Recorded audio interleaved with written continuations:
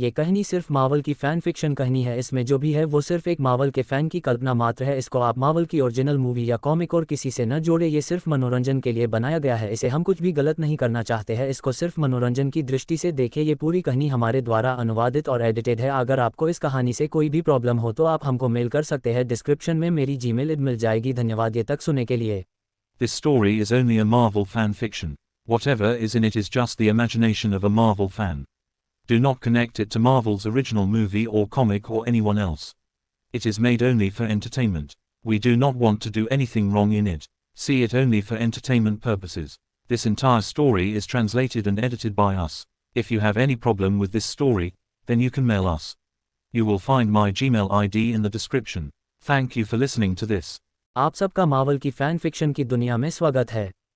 ये पर आपको हर तरह की मार्वल फ़ैन फिक्शन नोवेल की ऑडियो बुक मिल जाएगी, जिसे आप भी मार्वल की नई और रोमांचक कहानियों का मजा ले सकेंगे। क्योंकि मार्वल की नई मूवी और बाकी सबको आने में लगता है टाइम, और आगे हो आप भी मार्वल के बड़े वाले फ़ैन तो आपको ये ऑडियो बुक जरूर सुनी चाहिए। क्योंकि यह पर हम अपनी कल्पना को एक कहानी बना देते हैं, हर तरह की सोच की। अगर मार्वल में ये होता या कोई और एनिमी या कुछ मार्वल में आ जाए, सब कुछ यह मिल जाएगा। पर इसको कंप्लीट सुनने के लिए आपको लेनी होगी हमारे टेलीग्राम ग्रुप की मेंबरशिप, जो कि सिर्फ 70 रुपये की। तो शामिल हो जाओ हमारे साथ मार्वल की दुनिया में और लो हर तरह की मार्वल की कहानियों का मजा। अचानक ब्रेक लगाने से एक शानदार Audi supercar Disney concert hall के प्रवेश द्वार पर रुक गई। जैसे ही टोनी और मार्क कार से बाहर निकले, भीड़ में तुरंत हलचल मच गई। हथियार निर्माण स्टॉक इंडस्ट्रीज के साम्राज्य का एक छोटा सा हिस्सा है। फायर फाइटर और रेस्क्यू टीम के साथ हमारा रिश्ता। ओबिया, जो पत्रकारों द्वारा साक्षात्कार लिया जा रहा था, ने अचानक असामान्य हलचल महसूस की और अपना सिर घुमाकर बाहर देखने लगा। यदि पार्टी का मेजबान ही नहीं आएगा तो बाकी सभी के आने का क्या मतलब है? टोनी ने ओबिया के पास जाकर स्पष्टीकरण मांगा। अरे इसे देखो, ये वास्तव में आश्चर्यजनक है। ओबिया शर्मिंदा दिखाई दिया और चारों ओर नजर घुमाई। टोनी ने अपने बगल में मौजूद पत्रकारों को देखा और आगे दबाव न डालकर अपनी इज्जत बचाई। चलो अंदर चलते हैं और बात करते हैं। ये कहने के बाद उसने मार्क को कॉन्सर्ट हॉल में खींच लिया। उस दाढ़ी वाले गंजे आदमी का हाव भाव अभी बहुत मजेदार था। यह ऐसा था जैसे कोई ड्राइवर मालिक की कार दिखा रहा हो और संयोग से मालिक से टकरा जाए। हाँ। कॉन्सर्ट हॉल में प्रवेश करने के बाद मार्क खुद को हंसने से नहीं रोक पाया। हाँ, सच कहूं तो मुझे भी यह काफी मनोरंजक लगा। मार्क का मजाक सुनकर टोनी का मूड कुछ हद तक ठीक हो गया और वह भी उसके साथ हंसने लगा। वे दोनों पे काउंटर पर गए। टोनी ने अपने लिए एक गिलास स्कॉच विस्की और मार्क के लिए एक गिलास कैल्शियम युक्त दूध का ऑर्डर दिया। इस समय उनके बगल में काले सूट में एक आदमी ने बातचीत में शामिल होने की पहल की। मिस्टर स्टॉक, मैं एजेंट कूल्सन हूं। ओह हाँ, वह संगठन। टोनी ने झिझकते हुए कहा, नाम याद करने में असमर्थ। रणनीतिक होमलैंड, हस्तक्षेप, प्रवर्तन और रसद प्रभाग, मार्क ने उसे याद दिलाया। हाँ, ये सही है। धन्यवाद नौजवान, कॉल्सन ने जवाब दिया। वाह, आप लोगों को अपने विभाग के लिए कोई नया नाम सोचना चाहिए, टोनी ने मजाक में कहा। वास्तव में मैं अक्सर लोगों को ऐसा कहते हुए सुनता हूं, कॉल्सन ने मुस्कुराते हुए उत्तर दिया, जो ना तो अजीब था और न ही विनम्र। लेकिन तभी मार्क ने उत्साहपूर्वक सुझाव दिया, इसे शील्ड नाम क्यों न दिया जाए? आप अपने वरिष्ठों के सामने इसका प्रस्ताव रख सकते हैं। यह एक अच्छा नाम है, सरल और सीधा, जिसका गहरा अर्थ है। मैं अपने वरिष्ठों को इसका सुझाव दूंगा। एक बार फिर धन्यवाद। मुझे भी ये बहुत अच्छा लगता है। शील्ड मुझसे क्या चाहता है? टोनी ने अपने ड्रिंक का एक घूंट लिया और कूल्सन से पूछा। ठीक है, यह इस तरह है। मुझे पता है कि पिछले कुछ दिन आपके लिए कठिन रहे हैं, लेकिन मुझे अभी भी आपसे कुछ सवाल पूछने हैं। अभी भी कई अनसुलझे मामले हैं और समय भी एक मुद्दा है। क्या हम 24 तारीख को शाम 7 बजे स्टॉक इंडस्ट्रीज में मिलेंगे? कॉल्सन ने समझाया। टोनी ने अपना दाहिना हाथ आगे बढ़ाया और कूल्सन से हाथ मिलाया।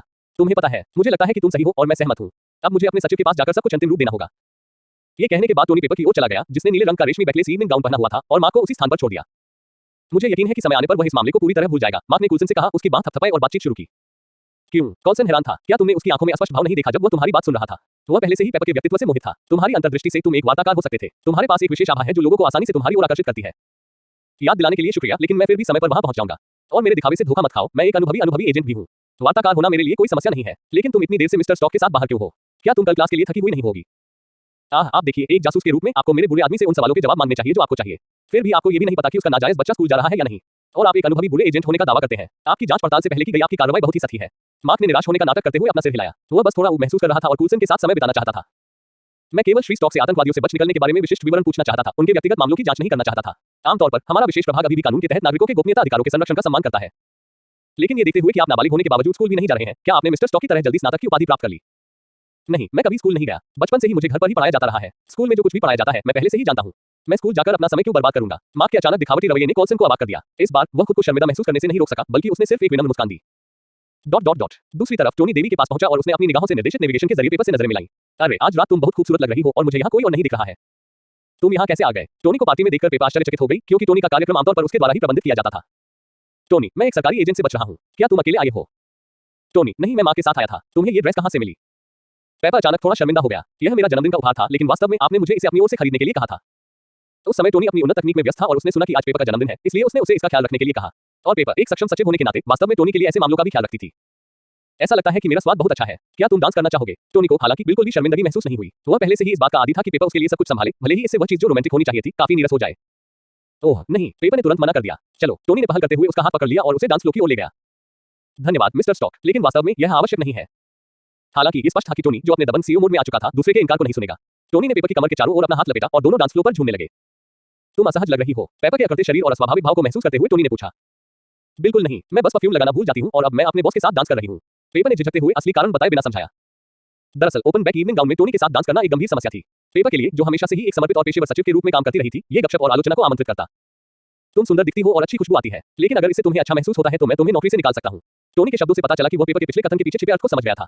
हालांकि उसने उसके साथ नाचना बंद नहीं किया, उसे इस बात की परवाह नहीं थी कि दूसरे लोग क्या गपशप करेंगे, क्योंकि उसकी नजर में अब सिर्फ पेपर ही मायने रखती थी। टोनी की निगाहों में स्नेह महसूस करते हुए पेपर ने निश्चिंत होकर मजाक में कहा, वास्तव में मुझे लगता है कि मेरे बिना आप अपने जूतों के फीते भी नहीं बांध पाएंगे। मैं लगभग एक सप्ताह तक जीवित रह सकता हूँ। सच में, मुझे तुम पर यकीन नहीं होता। पेपर ने पूछा, क्या तुम्हें अपना सोशल सिक्योरिटी नंबर पता है? उद्धरण चिन्ह डॉट डॉट डॉट। क्या आप ताजी हवा में बाहर जाना चाहेंगे? उत्तर न दे पाने पर टोनी ने एक बार फिर विषय बदलने का प्रयास किया। ठीक है, मैं भी कुछ ताजी हवा लेना चाहूंगा। छत पर एकांत कोने में केवल उन दोनों के साथ पेपर ने कुछ ऐसे शब्द कहे जो वह दूसरों के सामने नहीं कह सकती थी। मुझे अजीब लग रहा है। ऐसा लग रहा है जैसे मेरे साथ काम करने वाले सभी लोग हमें देख रहे हैं। क्यों? हम तो बस नाच रहे हैं, है ना? नहीं, ये सिर्फ नृत्य नहीं है। यह इसलिए है क्योंकि आप हैं और हर कोई जानता है कि आप किस तरह के व्यक्ति हैं और लड़कियों के साथ कैसा व्यवहार करते हैं। और यही एकमात्र बात नहीं है। आप जानते हैं, मेरे लिए आप मेरे बॉस हैं और फिर भी मैं यहाँ आपके साथ नाच रहा हूँ। मुझे नहीं लगता कि वे इसका गलत अर्थ निकालेंगे, लेकिन यह मुझे किसी ऐसे व्यक्ति की तरह दिखाता है जो, आप जानते हैं, एक करोड़पति के साथ डेट करना चाहता है। और मैंने ये हास्यास्पद पोशाक भी पहन रखी है। जब वह बोल रही थी, टोनी की केंद्रित निगाहों को देख रही थी। उसकी आंखों में केवल उसका अपना ही रूप दिखाई दे रहा था। पेपर ने अनजाने में अपनी आंखें बंद कर ली और धीरे-धीरे टोनी के करीब झुक गई। हालांकि उस समय टोनी घबरा गया। उसका शरीर हाल ही में जागे हुए ज़ॉम्बी की तरह अकड़ गया और उसने पेपर की पहल पर कोई प्रतिक्रिया नहीं दी। अंत में पेपर रुक गई। वह टोनी की प्रतिक्रिया से निराश थी। उसने कुछ समय के लिए ये भी सोचा कि टोनी ने उसके लिए कुछ अलग भावनाएं विकसित की होंगी, लेकिन अब वह निश्चित नहीं थी कि टोनी वास्तव में क्या करने वाला था। क्या यह आदमी, जो पूरे साल पत्रिका कवर मॉडल के साथ सो सकता है, वास्तव में उसके लिए सच्ची भावनाएं रखता है? मुझे कुछ पीने का मन कर रहा है। आप क्या सोचते हैं? अपने पिछले कार्यों के कारण उत्पन्न हुई असहजता को छिपाने के लिए पेपर ने कुछ पीने का सुझाव देने की पहल की। जैसा कि होता है, मैं भी वैसा ही महसूस करता हूँ। तुम्हें क्या चाहिए? मैं तुम्हारे लिए ले आता हूँ। टोनी, जो अपने संयम पर वापस आ गया था, ने हल्के से जवाब दिया। हालांकि वह पहले अपने मूर्खतापूर्ण व्यवहार से परेशान था, ताकि अपनी प्रेमिका के सामने अपना संयम बनाए रख सके। मैं वोडका मार्टिनी के साथ अतिरिक्त सूखे जैतून लूंगा, कम से कम 3। जरूर, dot dot dot. 2 vodka Martini और सूखे जैतून कृपया जल्दी करें, और उनमें से एक के लिए जैतून ज्यादा है। टोनी ने बारटेंडर के सामने टिप रखी और आखिरकार राहत की सांस ली। वह पहले बहुत घबराया हुआ था और टोनी ने कभी नहीं सोचा था कि पेपर इस तरह से किस करने के लिए झुकेगी। उसे आश्चर्य हुआ कि क्या यह एक परीक्षा थी, और अगर ये थी तो वह निश्चित रूप से असफल हो गया। अपने विचारों में खोए टोनी को एक भड़कीले कपड़े पहने महिला रिपोर्टर ने टोका, जो टोनी की पीठ देखकर बार के पास पहुंची। वाह टोनी स्टॉक, तुम्हें यहाँ देखकर बहुत अच्छा लगा। ओह हेलो, आप काली हैं। टोनी ने महिला के चेहरे की एक झलक देखी। उसे स्पष्ट रूप से उसकी याद आई, लेकिन वह उसका नाम याद नहीं कर सका। क्रिस्टन। इससे पहले कि टोनी उसका नाम जानने और अनुमान लगाने का नाटक कर पाता, रिपोर्टर क्रिस्टन ने सीधे उसका नाम बता दिया। वह जानती थी कि टोनी स्टॉक जैसा कोई प्लेबॉय उसके जैसे किसी व्यक्ति का नाम कभी याद नहीं रखेगा, भले ही उन्होंने एक रात का रिश्ता क्यों न बनाया हो। टोनी, ठीक है, मैं तुम्हें बस यही कहने वाला था। आज रात यहाँ आकर आप काफी घबराए हुए लग रहे हैं। क्या आप कम से कम मुझे अपनी कोई प्रतिक्रिया तो दिखा सकते हैं? पत्रकार के रूप में अपनी उल्लेखनीय अवलोकन क्षमता के कारण क्रिस्टन ने तुरंत टोनी के अस्वाभाविक व्यवहार को पहचान लिया। जैसा कि आप देख रहे हैं, घबराहट। मुझे लगता है कि घबराहट मेरी प्रतिक्रिया है। टोनी किसी रिपोर्टर को अपने असफल चुंबन के बारे में नहीं बताना चाहता था, क्योंकि अगर वह ऐसा करता तो अगले दिन मनोरंजन अनुभाग में यह निश्चित रूप से पहले पन्ने की सुर्खियां बन जाती और पूरी दुनिया के सामने उजागर हो जाती। लेकिन हाल ही में मैंने सुना है कि स्टॉक इंडस्ट्रीज हाल ही में हुई हिंसा में शामिल है। क्या जिम्मेदारी से आपका यही मतलब है? भले ही टोनी अपने विचार प्रकट नहीं करना चाहता था, लेकिन एक पत्रकार के रूप में क्रिस्टन टोनी से जो सामग्री चाहती थी, उसे उजागर करने का अवसर नहीं छोड़ना चाहती थी। हिंसा? माफ करें, मैं समझ नहीं पा रहा कि आप किस बारे में बात कर रहे हैं। मैं लंबे समय से कंपनी के मामलों में शामिल नहीं रहा हूं। मैं घर पर रहकर निजी शोध कर रहा हूं। टोनी उसके शब्दों से हैरान था। उसे समझ नहीं आ रहा था कि वह किस बारे में बात कर रही थी। क्रिस्टन ने टोनी को तस्वीरों का एक ढेर थमा दिया। ये गुलमीरा नाम का एक शहर है। क्या तुमने इसके बारे में सुना है? बेशक, टोनी ने इसके बारे में सुना था। उसे गुलमीरा की अच्छी तरह याद थी, क्योंकि यह डॉक्टर यिनसेन का गृहनगर था, जो उसका रक्षक था। भागने में सफल होने के बाद से वे अलग-अलग रास्ते पर चले गए थे और फिर कभी एक दूसरे से नहीं मिले थे। उस समय यिनसेन ने कहा था कि उसका परिवार आतंकवादियों के हाथों मारा गया था और वह और अधिक लोगों की रक्षा करने के लिए अपने गृहनगर लौटना चाहता था, ताकि उन्हें वह पीड़ा न झेलनी पड़े जो उसने झेली थी। अलग होने से पहले टोनी ने यिनसेन को उपहार के रूप में वह विशेष सूट भी दिया जो उसने खुद के लिए बनाया था, ताकि वह उसकी जान बचाने में उसकी मदद कर सके। लेकिन जब टोनी ने क्रिस्टन द्वारा दी गई तस्वीरों को देखा, तो उसने देखा कि कैसे तोपखाने की गोलाबारी से मकान मलबे में तब्दील हो गए हैं, लाशें बिखरी हुई हैं और आतंकवादियों द्वारा इस्तेमाल किए गए हथियारों पर निशान दिखाई दे रहे हैं। तो वह क्रोधित हो गया, फिर भी अजीब तरह से शांत था। ये तस्वीरें कब ली गईं? टोनी ने अपने हाथ में ली हुई तस्वीरों को घूरते हुए क्रिस्टन से ठंडे स्वर में पूछा। कल मैंने किसी भी शिपमेंट को अधिकृत नहीं किया, टोनी ने उसकी आंखों में देखते हुए समझाया। लेकिन आपकी कंपनी ने ऐसा किया। मेरी कंपनी मेरे जैसी नहीं है। ये कहने के बाद टोनी पत्रकार क्रिस्टन के पास नहीं रुका। वह पेपर के लिए ड्रिंक लाने का अपना वादा भी भूल गया। वह तस्वीरें लेकर सीधे ओबया के पास गया, जो अभी भी डिज्नी कॉन्सर्ट हॉल के सामने रेड कार्पेट पर साक्षात्कार के लिए तैयार था। टोनी उससे भिड़ना चाहता था। क्या तुमने ये तस्वीरें देखी हैं? क्या हो रहा है? ओबया ने शांतिपूर्वक टोनी को पत्रकारों से दूर ले जाकर गंभीर स्वर में कहा, टोनी थोड़ा शांत हो जाओ। इतने भोले मत बनो। भोला? मैं बहुत भोला हुआ करता था। जब आप सब बोलते थे तो मैं सचमुच विश्वास कर लेता था। मैं तब बहुत भोला था। क्या ऐसी कोई और बात है जो तुमने मुझे नहीं बताई? क्या ऐसा ही है? टोनी की गहन पूछताछ का सामना करते हुए ओबया ने न तो घबराहट दिखाई और न ही कुछ बताया। वह टोनी के कान के पास झुका और फुसफुसाया, टोनी, क्या तुम्हें लगता है कि निदेशक मंडल ने ही तुम्हारे खिलाफ प्रतिबंध आदेश पर हस्ताक्षर किए हैं? मैं ही वह व्यक्ति हूं जिसने उस आदेश पर हस्ताक्षर किए हैं। यही एकमात्र तरीका है जिससे मैं तुम्हें बचा सकता हूं। क्या तुम मेरे इरादे समझ सकते हो? अपनी बात खत्म करने के बाद ओबया ने टोनी के कंधे को थपथपाया। उसके मुंह पर एक अर्थपूर्ण मुस्कान उभर आई। फिर वह अपनी कार में बैठ गया और कार्यक्रम स्थल से बाहर निकल गया और टोनी को वहीं अचंभित अवस्था में खड़ा छोड़ गया। अरे बुरे आदमी, तुम किस लिए इधर-उधर घूम रहे हो? अचानक मार्क की जानी पहचानी आवाज पीछे से आई, जिसने टोनी को चौंका दिया। जब टोनी वास्तविकता में वापस आ गया, तब भी मार्क ने एक शब्द भी नहीं कहा, लेकिन उसने टोनी की पीठ पर जोरदार थप्पड़ मारा। आह, बहुत दर्द हुआ। क्या बात है बदमाश, तुम इतने उदास क्यों हो? अभी-अभी सिस्टर पेपर भी मेरे पास आई और मुझसे पूछा कि तुम कहां चली गई थी। मैंने तुम्हें ये कहकर बचाने में मदद की कि तुम बाथरूम गई थी। मुझे उम्मीद नहीं थी कि तुम पेपर को छत पर अकेला छोड़ दोगे और यहाँ समय निकालोगे। अगर यह गलतफहमी हुई कि तुम करुणा से भरे हुए हो और दूसरी महिलाओं के साथ छेड़खानी कर रहे हो तो मैं तुम्हें समझाने में मदद नहीं करूंगा। अरे नहीं, मैं भूल गया कि मैंने पेपर को वोडका मार्टिनी देने का वादा किया था।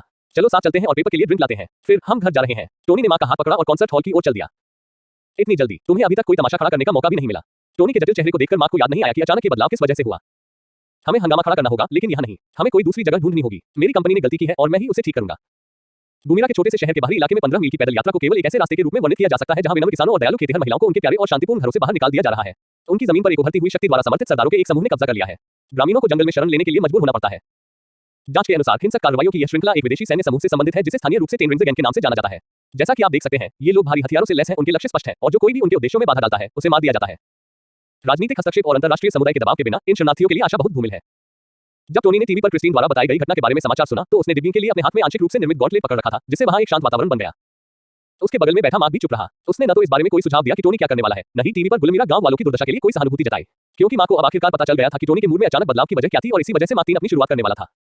ज़ज़ बूम, ज़ज़ बूम, ज़ज़ बूम। अचानक टोनी ने अपने गॉन्टलेट की हथेली पर लगे रिपल्सर से 3 ऊर्जा विस्फोट किए, जिससे गैराज के चारों ओर लगे तीनों बुलेट प्रूफ ग्लास टूट गए। इस क्रिया ने मार्क को भी उसकी अचंभे की स्थिति से बाहर निकाल दिया। माफ करना, मैं थोड़ा बहक गया। मैं बस इसकी शक्ति का परीक्षण करना चाहता था ताकि इन 10 रिंग वालों को बाद में भागने का मौका न मिले। टोनी ने अपना दस्ताने उतार दिया, अपने बालों में हाथ फिराया और खुद को शांत करने की कोशिश की। मार्क ने धीरे से जाविस को आवाज लगाई और उसे टीवी बंद करने का निर्देश दिया। बेमैक्स को अपने साथ जाने दो, वो तुम्हारी सहायता कर सकता है।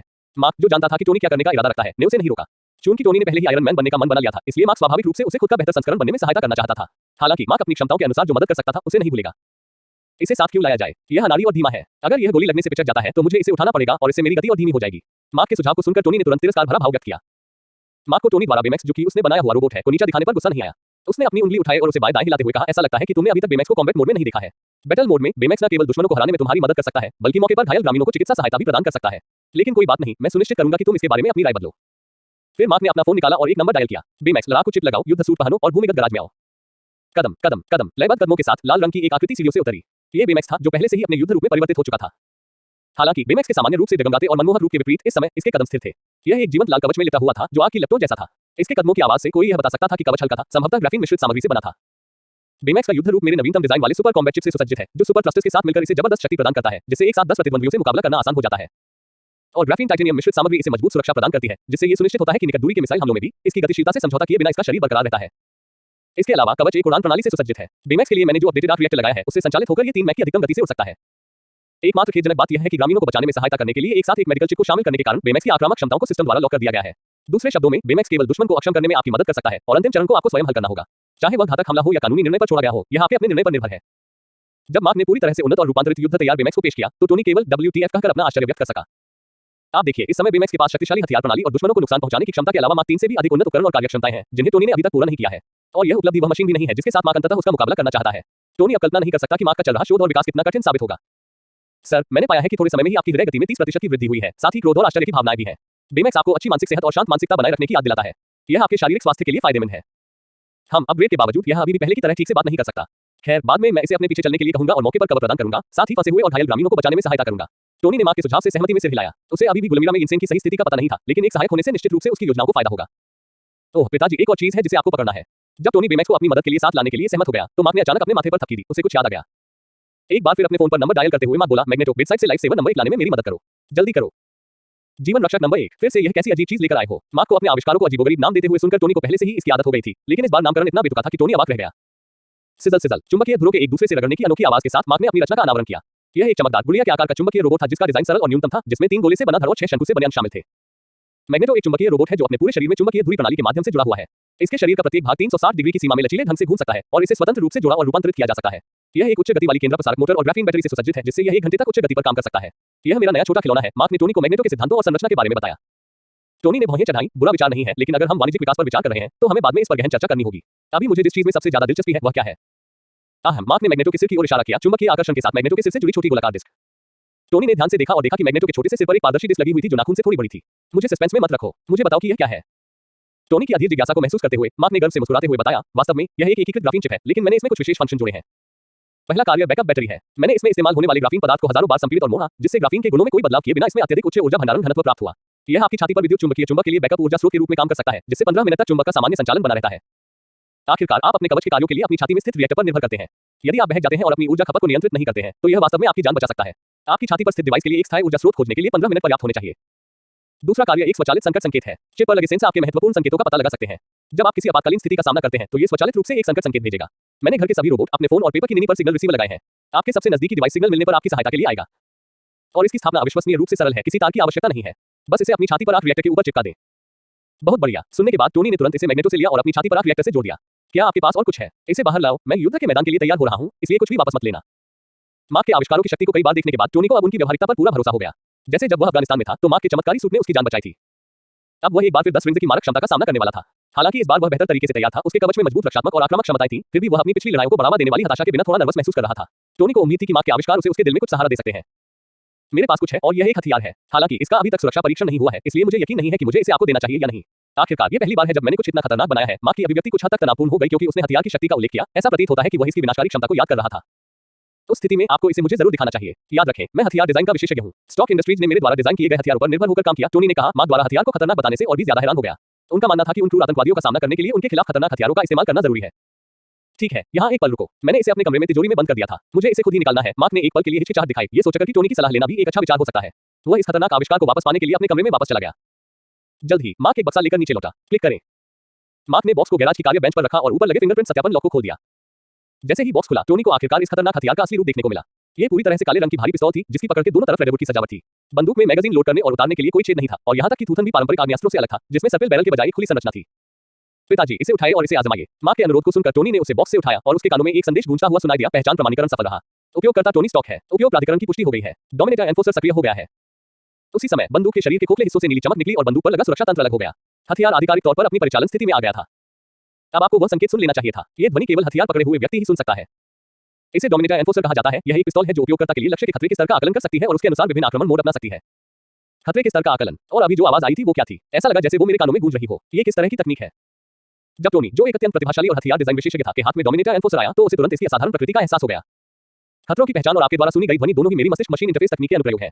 लक्ष्यों द्वारा उत्सर्जित अवचेतन मस्तिष्क तरंग जानकारी को इकट्ठा करके डोमिनेटर के अंदर ग्राफीन एकीकृत और उनके खतरे के स्तर का आकलन कर सकता है और विभिन्न हमले मोड को अनलॉक कर सकता है। जहां तक त्वरित ध्वनि के अनुप्रयोग का प्रश्न है, ये सूचना को विचार तरंगों में परिवर्तित कर देती है, जिसे मस्तिष्क द्वारा सीधे ग्रहण किया जा सकता है तथा प्रभावी सूचना संचरण के लिए श्रवण केंद्र को उत्तेजित किया जा सकता है। इसके अलावा इसका एक और अनुप्रयोग है लक्ष्यीकरण प्रणाली। यह विचार तरंगों के माध्यम से मस्तिष्क के दृश्य केंद्र को भी उत्तेजित करता है। लक्ष्यीकरण रेटिकल को सीधे रेटिना पर प्रक्षेपित करता है। ये कहा जा सकता है कि यह एक फुल प्रूफ ऑपरेशन है जहां लक्ष्य को मारना ट्रिगर खींचने जितना ही सरल है। इसके अलावा आप जावस को डोमिनेटर से युद्ध सहायता प्रणाली के रूप में जोड़ सकते हैं। मैंने पहले ही जावस को आवश्यक अनुमतियां दे दी हैं। अब आप मुझ पर बंदूक तान सकते हैं और इसे आजमा सकते हैं, लेकिन कृपया ट्रिगर न खींचें। जैसा कि मैंने पहले बताया, यह अभी तक सुरक्षा परीक्षण से नहीं गुजरा है। टोनी ने सिर हिलाया, बंदूक को मार्क पर निशाना बनाया और अपनी उंगली ट्रिगर की स्थिति से हटा ली। जैसा कि मार्क ने बताया था, जब टोनी ने मार्क पर निशाना लगाने का प्रयास किया तो एक सहायक लक्ष्यीकरण रेटिकल तुरंत उसकी आंखों के सामने प्रकट हुआ, जैसे कि यह एक होलोग्राफिक प्रक्षेपण था। नीले रंग के रेटिकल की मदद से टोनी ने बिना किसी प्रयास के मार्क को लॉक कर दिया। फिर कुछ बदल गया, पूरा सहायक लक्ष्य इंटरफेस लाल हो गया और एक नई त्वरित ध्वनि उसके कानों तक पहुंची। लक्ष्य खतरे का स्तर 37 के रूप में निर्धारित किया गया। कोई शत्रुतापूर्ण इरादा नहीं, कोई हथियार नहीं मिला। खतरे का स्तर 100 से नीचे। डोमिनेटर सुरक्षा लगी हुई है। जब टोनी ने अपने हाथ में डोमिनेटर को देखा तो बंदूक के शरीर पर नीली चमक फीकी पड़ गई थी। जाहिर है, जैसा कि प्रॉम्प्ट ध्वनि में अधिसूचित किया गया था, बंदूक की सुरक्षा लगी हुई थी। हालांकि सुरक्षा कारणों से टोनी का ट्रिगर खींचने और इसका परीक्षण करने का कोई इरादा नहीं था। डिजाइन दोषरहित है, सहायक लक्ष्य से लेकर खतरे के आकलन तक। ये सभी देशों के वर्तमान में तैनात हथियारों से बेहतर है और इसे अपने समय से आगे का हथियार भी कहा जा सकता है। लेकिन चूंकि डोमिनेटर में भरी हुई मैगजीन और सुचालक तांबे के तार नहीं है, इसलिए एकमात्र चीज जो इसे खतरनाक हथियार बनाती है, जैसा कि आपने कहा, वह है इसका हमला करने का तरीका, है ना? डिजाइन से लेकर यूजर एक्सपीरियंस तक डोमिनेटर को एक बेहतरीन उत्पाद माना जा सकता है, लेकिन सबसे महत्वपूर्ण पहलू इसका हमला करने का तरीका था। एक हथियार के रूप में इसका मूल्यांकन करने का एकमात्र मानदंड इसकी मारक क्षमता थी। वास्तव में आपने सही अनुमान लगाया। मार्क ने सिर हिलाया और अपने स्मार्टफोन की स्क्रीन पर कुछ बार टैप किया, जिससे डोमिनेटर का डिजाइन आरेख होलोग्राम के रूप में सामने आ गया। डोमिनेटर को डिजाइन करते समय मैंने कई निष्पादन मोड को शामिल किया। विभिन्न मोड के तहत बंदूक विभिन्न रूपों में परिवर्तित हो सकती है, जिसमें लक्ष्य के खतरे के स्तर के आधार पर सिस्टम द्वारा मोड का चयन निर्धारित किया जाता है। जब लक्ष्य का खतरा आकलन आधार रेखा तक नहीं पहुंचता है या उपयोगकर्ता अधिकृत नहीं होता है, तो सिस्टम द्वारा ट्रिगर लॉक कर दिया जाएगा और उसे फायर नहीं किया जा सकेगा। यदि लक्ष्य का खतरा मूल्यांकन निर्दिष्ट मान 100 से ऊपर से अधिक है, तो सुरक्षा स्वचालित रूप से विघटित हो जाएगी। उस स्तर पर सिस्टम के चयन और शॉट के प्रभाव को संशोधित किया जा सकता है। सुरक्षा को हटाने के बाद डोमिनेटर अपने प्राथमिक मोड स्टन गन में प्रवेश करता है। यदि लक्ष्य का खतरा आकलन 100 से अधिक है लेकिन 300 से नीचे रहता है, तो डोमिनेटर द्वारा मारा जाने पर वे तुरंत बेहोश और रक्षाहीन हो जाएंगे, सिवाय उन व्यक्तियों के जो उत्तेजक या मनोविकार रोधी दवाओं की उच्च खुराक के प्रभाव में है। यदि लक्ष्य का खतरा आकलन 300 से अधिक है और उन्हें शत्रुतापूर्ण इरादे से अत्यधिक खतरनाक माना जाता है, तो ये दूसरे निष्पादन मोड घातक बंदूक में बदल सकता है। जब मारा जाता है तो लक्ष्य शरीर के अंग और आसपास के ऊतक तुरंत सूज जाते हैं और अंततः फट जाते हैं, जिसके परिणामस्वरूप घातक परिणाम होता है। तीसरा निष्पादन मोड आणविक विघटन गन है। इसे संबंधित ऊर्जा को इकट्ठा करने के लिए लगभग 3 सेकंड की आवश्यकता होती है और फायरिंग करने पर थूथन से एक बड़ा ऊर्जा क्षेत्र निकलता है, जो सीधे आणविक स्तर पर लक्ष्य को विघटित करता है, पीछे कोई निशान नहीं छोड़ता है। यह मनुष्यों के खिलाफ अत्यधिक प्रभावी है और मशीनों को भारी नुकसान पहुंचा सकता है। सामान्य परिस्थितियों में आणविक विघटन गन मोड सक्रिय नहीं होगा। केवल उच्चतम सिस्टम विशेषाधिकार वाले उपयोगकर्ता ही इस मोड को बलपूर्वक सक्रिय कर सकते हैं जब लक्ष्य का खतरा मान 500 से अधिक हो। ये बंदूक एक आंतरिक लघुकृत आर्क रिएक्टर द्वारा संचालित होती है तथा 3 विभिन्न मोडों में वांछित मारक क्षमता प्राप्त करने के लिए बंदूक के शरीर के भीतर उच्च ऊर्जा वाले माइक्रोवेव जनरेटर की शक्ति को समायोजित करती है। स्टन गन की बात करें तो आपको ये काफी प्रभावित करेगा। जब मैं 6 साल का था तब मैंने अल्ट्रासाउंड संस्करण के आधार पर इसमें सुधार किया था। पिछले संस्करण की तुलना में जो केवल अस्थायी रूप से लोगों को स्थिर करता था, इस बार यह वास्तव में उन्हें बेहोश कर सकता है। हालांकि मैंने अभी तक प्रत्येक मोड की पावर रेंज का परीक्षण नहीं किया है और सुरक्षा उपकरणों और सिस्टम की सुरक्षा को सत्यापित नहीं किया गया है, इसलिए इसका खतरा मेरे द्वारा बताए गए खतरे से अधिक हो सकता है। लेकिन चूंकि आपने इसका अनुरोध किया है और चूंकि आप वैसे भी नायक की भूमिका निभाने जा रहे हैं, तो क्यों ना आप मुझे डोमिनेटर पर एक फील्ड टेस्ट आयोजित करने में मदद करें। मेरे लिए कुछ पैरामीटर इकट्ठा करें ताकि मैं समायोजन और सुधार कर सकूं। ये वाकई एक भयानक हथियार है। टोनी ने अपने हाथ में डोमिनेटर को देखा और उसे भी ठंड का एहसास हुआ। एक मास्टर हथियार डिजाइनर के रूप में उसने अनगिनत शक्तिशाली हथियार देखे थे और मार्क सीरीज जैसे व्यक्तिगत लड़ाकू सूट भी डिजाइन किए थे, लेकिन डोमिनेटर ने उसे डर का एहसास कराया। विशेषकर डिजाइन तर्क ये था कि यदि यह घातक मोड में हमला करता है तो कोई भी जीवित नहीं बचेगा, जिससे टोनी को यह महसूस हुआ कि भले ही उसने आयरन मैन कवच पहन लिया हो, लेकिन वह डोमिनेटर के हमले के खिलाफ नहीं टिक पाएगा। एक क्षण के डर के बाद टोनी ने अपना सिर हिलाया और कड़वी मुस्कान के साथ कहा, अगर मैंने स्टॉक इंडस्ट्रीज के हथियार प्रभाव को बंद नहीं किया होता तो मेरा मानना है कि डोमिनेटर इतिहास का सबसे ज्यादा बिकने वाला हथियार बन गया होता। लेकिन अब ऐसा लगता है कि केवल कुछ ही लोग इसे देख पाएंगे। मार्क ने लापरवाही से कंधे उचका दिए। मैंने कभी भी डोमिनेटर का बड़े पैमाने पर उत्पादन करने का इरादा नहीं किया था। डोमिनेटर बनाना मेरे लिए ये साबित करने का एक तरीका था कि क्या मेरे दिमाग में जो विचार हैं वे वास्तव में साकार हो सकते हैं। आखिरकार सिस्टम द्वारा निर्धारित खतरे का स्तर चाहे जितना भी ऊंचा क्यों न हो, हम इसे ट्रिगर खींचने के आधार के रूप में उपयोग नहीं कर सकते। अगर डोमिनेटर व्यापक रूप से प्रसारित होता है तो यह वास्तव में मानव समाज का डोमिनेटर बन सकता है, जैसा कि इसके नाम से पता चलता है। ठीक है, डोमिनेटर जैसे खतरनाक हथियारों के परीक्षण में केवल मैं ही आपकी मदद कर सकता हूं। जाविस, मार्क 3 की असेंबली कैसी चल रही है? टोनी ने डोमिनेटर को वापस बॉक्स में रख दिया और मार्क 3 की प्रगति के बारे में पूछने के लिए जाविस की ओर मुड़ा। सर, अनुमान है कि यह काम 1 घंटे में पूरा हो जाएगा। 1 घंटा बचा है। मार्क, आपने जो उच्च घनत्व ऊर्जा माइक्रोवेव जनरेटर डिजाइन किया है उसका डिजाइन आरेख प्रोजेक्ट करें। हम अभी एक मोटा सीमा मान मापेंगे और जब हम गुलमीरा पहुंचेंगे तो विस्तृत डेटा रिकॉर्ड करने में जाविस की सहायता लेंगे। एक छोटा सा घंटा जो क्षण भर में बीत गया। परीक्षण प्रयोगों में डूबे 2 यांत्रिक उत्साही लोगों के लिए वह समय पर्याप्त नहीं था। उन्होंने अभी डोमिनेटर के तीनों मोडों की विद्युत आपूर्ति का मापन ही किया था कि गैराज में जाविस का संदेश सुनाई दिया। सर, आपके अनुरोध के अनुसार मार्क 3 को असेंबल कर दिया गया है तथा लाल और सुनहरे रंग में रंग दिया गया है। तभी टोनी को गुलमीरा टाउन को बचाने की अपनी योजना याद आई। अनिच्छा से अपने हाथ में मौजूद डोमिनेटर को नीचे रखते हुए उसने आदेश दिया, जाविस तैयार हो जाओ। समझ गया सर। टोनी ने काले रंग का बॉडी सूट पहना और रेसिंग प्लेटफॉर्म पर निर्धारित स्थान पर खड़ा हो गया। टोनी को लगा कि वह अपनी जगह पर है, इसलिए प्लेटफॉर्म का फर्श घूमने लगा और बदलने लगा। मार्क 3, जिसे यांत्रिक बुझाव द्वारा जोड़ा गया था, जमीन के नीचे से ऊपर उठा। टोनी ने मार्क 3 को देखा जो उसके सामने खड़ा था और बिना किसी हिचकिचाहट के उसने उस पर कदम रखा। यांत्रिक बुझाएं तुरंत उसके पीछे चली गईं। लाल और सुनहरे रंग के लेग आर्मर को जोड़ा और कनेक्शन संरचनाओं को सुरक्षित किया। इस बिंदु पर अंगों और धड़ के लिए कवच के पूरा होने के साथ छत से यांत्रिक बुझाओं के 4 सेट उतरे जो मार्क 3 के छाती कवच, पीठ कवच और दोनों तरफ के हाथ कवच के अनुरूप थे। छाती कवच के जुड़ने के बाद टोनी की छाती पर आर्क रिएक्टर भी मार्क 3 के शक्ति स्रोत के रूप में पूरे सूट में एकीकृत हो गया। एक बार जब सभी अंग और धड़ का कवच सही स्थान पर लगा दिया गया तो मार्क 3 का लाल हेलमेट सुनहरे फेस प्लेट के साथ आसानी से संयोजित कर टोनी के सिर पर बांध दिया गया। क्लिक, मुखौटा बंद हो गया और चेहरे के प्लेट के आंख क्षेत्र से नीली रोशनी चमक उठी जो यह संकेत देती थी कि टोनी पूरी तरह से तैयार है और जाने के लिए तैयार है। सावधान रहो और सुरक्षित रहो। बेमैक्स, बुरे आदमी का अच्छे से ख्याल रखना। मार्क जिस कुर्सी पर बैठा था उस पर झुक गया और सीट के किनारे को कसकर पकड़ लिया, जिससे उसकी चिंता और घबराहट जाहिर हो रही थी। बेमैक्स समझ गया। बेमैक्स पुराने मालिक की रक्षा के लिए हर संभव प्रयास करेगा। चिंता मत करो, फोन करके मेरे लिए कुछ चीज़ बर्गर मंगवा दो। जब मैं वापस आऊंगा तो हम साथ में लंच करेंगे। मैं चला जाऊंगा। मार्क को इन शब्दों से सांत्वना देने के बाद टोनी सीधे भूमिगत गैराज से बाहर निकल गया और रात में चला गया। ये देखते हुए बेमैक्स ने भी अपनी पीठ पर उड़ान फ्लैप्स को तैनात किया और प्रणोदन प्रणाली को सक्रिय करते ही एक्सपोज के साथ उड़ान भरी। मुझे उम्मीद है कि सब कुछ फिल्मों की तरह ही सुचारू रूप से चलेगा। मुझे उम्मीद है कि मेरे छोटे तितली की तरह आने से कुछ भी गलत नहीं होगा। मार्क ने उत्सुकता से कहा। उसे यह नहीं पता था कि टोनी ने ये शब्द कहने के बाद जल्दबाजी में इसलिए भाग लिया था ताकि उसे पता न चले कि वह उन शब्दों से कितना भावुक हो गया था और लगभग रो पड़ा था। अपनी आंसू भरी आवाज को छिपाने और एक पिता के रूप में अपनी गरिमा को बनाए रखने के लिए टोनी तेजी से वहां से भाग गया। धमाका, मुझे छोड़ दो, मर जा कमीने। संकट और अराजकता, कत्लेआम और दया की गुहार, यह अराजक भूमि डॉक्टर यिनसेन का गृहनगर है जो कभी शांतिपूर्ण और शांत था। गुलमीरा। इस समय डॉक्टर यिनसेन अपने किए गए वादे को पूरा करने के लिए अपनी पूरी कोशिश कर रहे हैं। जब यिनसेन और टोनी अलग हुए तो उन्होंने अपने गृहनगर लौटने और भूमि की रक्षा करने के साथ साथ पीढ़ियों से बाहर रहने वाले परिवारों की खुशी की इच्छा जताई। हालांकि डॉक्टर यिनसेन अब जो कर सकते हैं वह है अपने साथी देशवासियों की जान बचाना। उन्हें गुलमीरा से बाहर भेजने का मतलब है उन्हें रेगिस्तान के रास्ते खतरनाक यात्रा पर भेजना। गुलमीरा के निवासी जो अभी युद्ध के खतरे से बचकर आए हैं और जिनके पास न तो भोजन है और न ही कोई औजार, उनके लिए यही हताश करने वाला कदम है। लेकिन फिर भी अब उनके पास यही एकमात्र विकल्प है और डॉक्टर यिनसेन को उन्हें इस खतरनाक पलायन मार्ग पर निकलने में बड़ी मुश्किल से मदद करनी पड़ती है। क्योंकि चमत्कारी सूट पहनने, टेन रिंग्स संगठन की भारी संख्या और बेहतर हथियारों का सामना करने और बंधकों को पकड़ने के बावजूद भी यिनसेन शक्तिहीन है। वह केवल बार-बार वास्तविकता के साथ समझौता कर सकता है और खुद को सम्मोहित कर सकता है कि आशा को जीवित रखने का यही एकमात्र तरीका है। जल्दी करो, टेन रिंग्स संगठन करीब आ रहा है, तुम्हें जल्दी से यहाँ से गुजरना होगा। गुलमीरा से एक गुप्त निकास पर यिनसेन ग्रामीणों को ले जा रहा है और वहां से गुजरने वाले लोगों से आग्रह कर रहा है। चमत्कारी सूट में अंतर्निहित बुद्धिमान प्रणाली जिसे टोनी ने उसे प्रस्तुत किया था और जिसे मार्क ने सावधानीपूर्वक विकसित किया था, ने पहले ही उसे चेतावनी जारी कर दी है। धमाका, इससे पहले कि गांव वाले पूरी तरह से गुजर पाते, टेन रिंग्स संगठन के आतंकवादियों की गोलियों की आवाज गूंज उठी। उन्हें जल्दी से रोको और महिलाओं को गाड़ी में डालो। जिन ग्रामीणों को भागने का मौका नहीं मिला था उन सभी को 10 रिंग्स संगठन के सदस्यों ने नियंत्रित कर लिया था और चमत्कारी सूट पहने यिनसेन के पास भी वापस लड़ने का कोई साधन नहीं था। वह जानता था कि अगर उसने विरोध किया तो भले ही उसका हाईटेक सूट उसकी जान बचा सकता था, लेकिन उसके आसपास के बच्चे और उनके माता-पिता उसकी आवेगशीलता के कारण अपनी कीमती जान और प्रियजनों को खो देंगे। इसलिए वह केवल सही समय का इंतजार कर सकता था और सभी को भागने में मदद करने का अवसर तलाश सकता था। लेकिन जब सभी लोग हार मान चुके थे तो एक युवा लड़का अपने पिता को टेन रिंग्स संगठन के सदस्यों द्वारा ले जाते हुए देखकर अपनी मां की गोद से छूटकर अपने पिता के पास पहुंचा।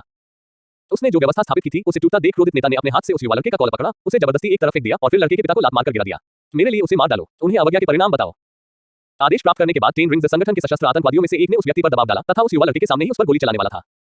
नहीं पापा, अपनी मां की बाहों में कसकर जकड़े छोटे लड़के ने हताश होकर चीखकर कहा। जब यिनसेन और वहां मौजूद सभी लोग उम्मीद खो चुके थे तभी बस बूम, आसमान से लाल और सुनहरे रंग की एक आकृति उतरी। लगता है कि मैं बहुत देर से नहीं आया हूं कमीने। टोनी शानदार मार्क 3 कवच पहने हुए आसमान से उतरा, जिससे वहां मौजूद सभी लोग कुछ पल के लिए स्तब्ध रह गए। टेन रिंग्स संगठन का एक आतंकवादी जो घबराहट में था, उसने अपनी राइफल का ट्रिगर खींचा। रटाटट clang clang clang clang. Tony को लगी सभी गोलियों ने मार्क 3 कवच पर केवल एक सफेद निशान छोड़ा और जमीन पर गिरते ही अपनी गति खो दी। हालांकि इससे पहले कि टोनी आतंकवादी पर पलटवार कर पाता, एक और भारी लाल आकृति आसमान से उतरी और सीधे उसे नीचे गिरा दिया, जिससे वह टोनी पर गोलीबारी जारी नहीं रख सका। मास्टर, कृपया प्राथमिक मिशन निर्दिष्ट करें और कार्रवाई की शुरुआत की पुष्टि करें। प्राथमिक मिशन ग्रामीणों की सुरक्षा करना है। कार्रवाई शुरू करें। टोनी के आदेश पर बड़ा सफेद मांसल शरीर तुरंत एक संपीड़ित स्प्रिंग में बदल गया और बंधक बनाए हुए दुश्मन के सामने गोली चला दी। लड़ाकू चिप का प्रोग्राम तुरंत सक्रिय हो गया और बूम बूम बूम बूम बेमेक्स ने अपनी गोल मटोल मुट्ठियों को लगातार सीधा मुक्का मारा, दुश्मन को लोहे की छड़ की तरह झुका दिया जब तक कि वे जमीन पर नहीं गिर गए। नुकसान पहुंचाने पर सिस्टम के प्रतिबंध के कारण ये पुष्टि करने के बाद कि लक्ष्य बेहोश है, बेमेक्स ने दुश्मन को खत्म करने के लिए अंतिम चाल का उपयोग नहीं किया, बल्कि इसके बजाय खुद को अगले लक्ष्य की ओर बढ़ाया। ये जटिल लग सकता है, लेकिन अपने बड़े आकार के बावजूद बेमेक्स अपनी इन्फ्लेटेबल संरचना के कारण हल्का था। अपने सुपर ब्रेकिंग सिस्टम के साथ इसने केवल 6 सेकंड में 10 रिंग्स संगठन के 1 दर्जन से अधिक लड़ाकों को बेअसर कर दिया। उच्च शक्ति वाले ग्राफीन मिश्रित पदार्थों से ढका हुआ वाई दुश्मन की मारक क्षमता के लिए अभेद्य था और उसे कोई नुकसान नहीं हुआ, इसलिए इसने सभी ग्रामीणों को 10 रिंग्स संगठन की पकड़ से जल्दी से बचा लिया। इस बीच टोनी ने 10 रिंग्स संगठन का ध्यान भटकाए रखा और जब तक उन्हें इसका एहसास हुआ, उनके पास उसे धमकाने का कोई साधन नहीं बचा था। जिस समय सभी ग्रामीणों को बेमेक्स ने बचा लिया, यिनसेन जो अब संयमित नहीं था, लड़ाई में शामिल हो गया। उन तीनों के साथ मिलकर काम करने से 10 रिंग्स संगठन का दस्ता पूरी तरह से रक्षाहीन हो गया और जल्दी ही हार गया। टोनी, क्या ये तुम हो? दुश्मन से कोई खतरा न होने पर यिनसेन उत्साह से टोनी की ओर चला, जिसने मार्क 3 कवच पहना हुआ था। यद्यपि उनके बीच एक मुखौटा था, लेकिन यिनसेन जानता था कि दुनिया में स्टॉक परिवार के अलावा कोई और नहीं है जो इस तरह के परिष्कृत और शक्तिशाली कवच का निर्माण कर सकता है। यिनसेन को आते देख टोनी ने अपना मुखौटा खोला, अपनी बाहें फैलाई और उसे गले लगा लिया। बहुत दिनों से नहीं मिले यिनसेन, ये देखकर बहुत अच्छा लगा कि तुम अभी भी जीवित हो। यिनसेन की आंखें थोड़ी लाल थीं, जो उसकी खुशी को दर्शा रही थी। ये सब उस सूट की बदौलत है जो आपने मुझे दिया, इसकी मदद से मैं कई देशवासियों की जान बचा पाया। टोनी ने धीरे से उसकी पीठ थपथपाई। आराम करो, मैं तुम्हारी मदद करूंगा, बस एक पल के लिए मेरा इंतजार करो, मैं जाकर 10 रिंग्स ऑर्गेनाइजेशन के शस्त्रागार को नष्ट कर दूंगा, हम बाद में बात कर सकते हैं। बेमेक्स, उन बेहोश लोगों पर नजर रखना, हमें अभी भी वह डेटा नहीं मिला है जिसकी मार्क को जरूरत है। ये कहने के बाद टोनी ने कुछ कदम पीछे हटकर डॉक्टर यिनसेन से खुद को दूर किया और फिर थ्रस्टर्स को सक्रिय करके सीधे लक्ष्य की ओर बढ़ गया, हथियारों के डिपो की ओर। लाल और सुनहरे कवचधारी व्यक्ति को अपनी ओर आते देख 10 रिंग्स संगठन के शस्त्रागार की रक्षा कर रहे टैंकों ने अप्रत्याशित रूप से एक विमान रोधी मिसाइल दागी तथा टोनी को सफलतापूर्वक मार गिराया। हालांकि मार्क 3 कवच के विरुद्ध विमान भेदी मिसाइलों के अप्रभावी होने का सामना करते हुए, जो कि ग्राफीन से लेपित और टाइटेनियम स्वर्ण मिश्र धातु से सुदृढ़ किया गया था, आंतरिक आघात अवशोषण प्रणाली ने प्रभाव ऊर्जा को कुशलतापूर्वक अवशोषित कर लिया, जिससे टोनी को किसी भी नुकसान से बचाया जा सका। बिना किसी खरोंच के टोनी जल्दी से जमीन से उठ खड़ा हुआ और लक्ष्यीकरण प्रणाली का उपयोग करते हुए हथियार डिपो में एकमात्र टैंक पर लॉक हो गया। उसने एक छोटा कवच भेदी राउंड फायर किया, जिससे वह नष्ट हो गया। फिर अपनी हथेली में रिपल्सर का उपयोग करते हुए उसने भंडार में बचे हुए सभी स्टॉक इंडस्ट्रीज के हथियारों को जला दिया। ये सब पूरा करने के बाद टोनी और बेमेक्स ने गुलमीरा टाउन में बचे हुए ग्रामीणों को निकालने में यिनसेन की सहायता की तथा फिर एक जगह पर बैठकर पुरानी यादें ताजा की। क्या यह आपका नवीनतम विकसित कवच है? सीट पर बैठने के तुरंत बाद यिनसेन उस मार्क 3 कवच पर चर्चा करने के लिए इंतजार नहीं कर सका जो टोनी ने वर्तमान में पहना हुआ था। हाँ, जब से मैं वापस लौटा हूं और स्टॉक इंडस्ट्रीज के हथियार प्रभाग को बंद करने की घोषणा की है, तब से मैं एकांत में हूं और मार्क के साथ मिलकर अगली पीढ़ी के सूट विकसित कर रहा हूं। ये सूट मार्क 3 है, जो तीसरी पीढ़ी का कवच है। इस बारे में बोलते हुए मैं आपसे यिनसेन गुलमीरा को हुई पीड़ा के लिए माफी मांगता हूं। मुझे उम्मीद नहीं थी कि बोर्ड के शेयरधारक मेरी पीठ पीछे आतंकवादियों को गुप्त रूप से स्टॉक इंडस्ट्रीज के हथियार बेचना जारी रखेंगे। मुझे खेद है। टोनी ने पश्चाताप व्यक्त किया और यिनसेन के सामने 90 डिग्री झुककर प्रणाम किया। ऐसा मत करो। यिनसेन तुरंत उठ खड़ा हुआ और टोनी को खड़ा होने में मदद की। स्टॉक इंडस्ट्रीज के बिना भी अन्य हथियार निर्माता होंगे। आतंकवादी हमेशा अपनी मनचाही चीज पाने का कोई रास्ता खोज ही लेंगे और इसके अलावा आप स्थिति पर नियंत्रण नहीं रख पाए। मैं आपको कैसे दोषी ठहरा सकता हूं? और आपने मुझे जो अद्भुत सूट दिया, उसकी बदौलत मैं अपने कुछ साथी देशवासियों को इस जगह से भागने में मदद कर सका। मुझे आपका और मां का आभारी होना चाहिए। ऐसा मत कहो, तुम मेरे रक्षक हो। टोनी ने अपना हाथ यिनसेन के कंधे पर रखा। चिंता मत करो, मैं शहर में शरणार्थियों को बसाने में तुम्हारी मदद करने के लिए लोगों का इंतजाम करूंगा। धन्यवाद टोनी, यिनसेन ने अपना आभार व्यक्त किया। वैसे गुलमीरा में समस्या को हल करने के अलावा मेरा एक मिशन मां को उसके नए आविष्कार का परीक्षण करने में मदद करना भी है। क्या आप शामिल होकर इसे देखना चाहेंगे? टोनी जानता था कि जब से यिनसेन ने जादुई सूट के चमत्कारों का अनुभव किया है, वह अपने बेटे मार्क का मुरीद हो गया था। वह जानता था कि यिनसेन को मार्क के नए आविष्कार में दिलचस्पी होगी। जरूर, जैसा कि अपेक्षित था, निमंत्रण मिलने पर यिनसेन का उत्साह बढ़ गया। गुलमीरा के लोगों को बचा लिया गया है और मेरा काम यहाँ पूरा हो गया है। अब मैं निश्चिंत हूँ और मेरे पास बहुत समय है। तो फिर चले, बेमेक्स प्रोटोटाइप लेकर आओ। टोनी ने आदेश दिया, जो पहले से ही 10 रिंग्स संगठन के पकड़े गए सदस्यों के भाग्य का फैसला कर रहा था। एक बंद जगह के अंदर 10 रिंग्स संगठन के दर्जनों सदस्य, जिन्हें बेमेक्स ने बेहोश कर दिया था, धीरे धीरे होश में आए और जमीन से उठ खड़े हुए। हालांकि वे अपनी जगह पर जमे रहे और उनमें से एक भी व्यक्ति भागने की कोशिश नहीं कर रहा था। उनके सामने मार्क 3 पहने टोनी, बेमेक्स और यिनसेन के साथ चुपचाप खड़े होकर उन्हें देख रहे थे। जब सभी जाग गए तो टोनी ने उनसे एक शब्द भी नहीं कहा। उसने तुरंत एक एक करके डोमिनेटर को उठाया और उन पर निशाना साधा। खतरे का स्तर 100 से नीचे, सुरक्षा लॉक। खतरे का स्तर 100 से नीचे, सुरक्षा लॉक।